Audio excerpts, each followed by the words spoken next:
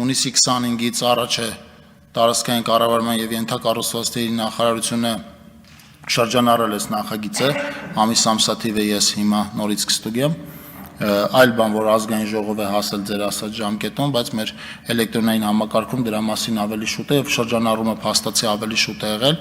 Նորից պիտի ասեմ, հիմնական նպատակը նախ պիտի ասեմ, որ համայնքների միավորման գործընթացը փուլային է իրականացվում եւ փուլային չի իրականացվել միայն այս դեպքում, այլև փուլային է իրականացվել սրանից ավելի վաղ, մասնավորապես Լոռու մարզում կան բազմաթիվ միավորված համայնքներ, որոնք կրկին միավորվել են, կան համայնքներ, որոնք կարծում ենք, որ պիտի միավորվեն 2026 թվականի թիմ ընտրություններում,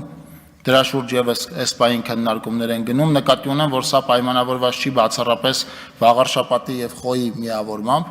արդեն նշեցի, որովհետեւ Վաղարշապատ համայնքը կազմված է ընդամենը 2 բնակավայրերից, Էջմիածին քաղաքից եւ Ոսկեհատ գյուղից,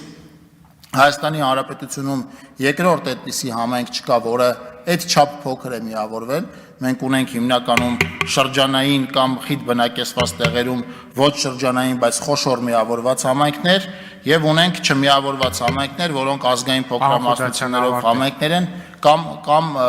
3 խոշոր քաղաքներն են Երևանը, Վանաձորը, Գյումրին։ Հիմնական տրամաբանությունը հետեւյալն էր։ Արձագանք։ Պարոն Խոջյան, ես խնդրեմ, որպեսզի եթե հիմա չկա ձեր ձեռքի տակ, առաջինից երկրորդ ընթերցման ժամանակ փոխանցեք անպայման այս բոլոր հիմնավորումները եւ չափորոշիչները։ Տեսեք, պատահական նորմ չի գրված օրենքում, որ դուք պետք է ծանուցեք պաշտոնապես, որովհետև այդ ծանուցումից է կախված նաև համայնքի բնակիչների արձագանքը։ Համայնքի բնակիչներն իրավունք ունեն նախաձեռնել տեղական հանրաքվե, որը իհարկե խորհրդատվական բնույթ ունի, բայց տեղական հանրաքվեի նախաձեռնելու հնարավորություն է տրվում քաղաքացիներին, համայնքի բնակիչներին, որն այս դեպքում պահպանված չէ։ Ասածը սա է, դրա համար եմ ձեզ ուզում կոնկրետ թվեր, ամսաթվեր։ Եվ ի վերջո, Սահմանադրության 190-րդ հոդվածը հստակ է արձանագրում, որ եթե